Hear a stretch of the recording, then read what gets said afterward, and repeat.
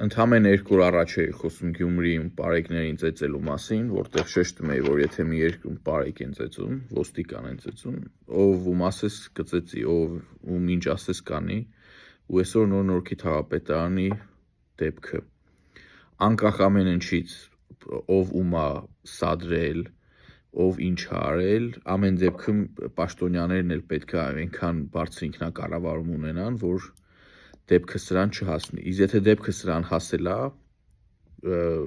որոշակի մարդիկ կոնկրետ պատասխանատվություն պետք է կրեն, կոնկրետ պատասխանատվություն, կապ չունի ով ում ա սադրել, ով ա մեղավորը, ով ում ա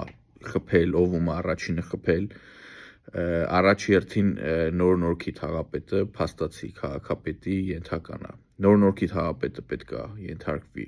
քրեական պատասխանատվության, քաղաքապետը առնվազն պետք է ենթարկվի քաղաքական պատասխանատվության, ընդեղ էլի մարդիկ կային կողքից բզբզացողներ, նրանք էլ անպայման պետք է ենթարկվեն պատասխանատվության, դա նորմալ օրենքի դեմոկրատական երկրում։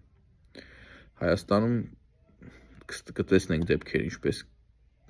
կզարգանան, բայց չեմ զարմանա, որ ոչ մեկը այդպես էլ ոչ մի պատասխանատվություն չկրի, բացի այդ խեղճ բլոգերից, որի մեղքը շատ հակասական է։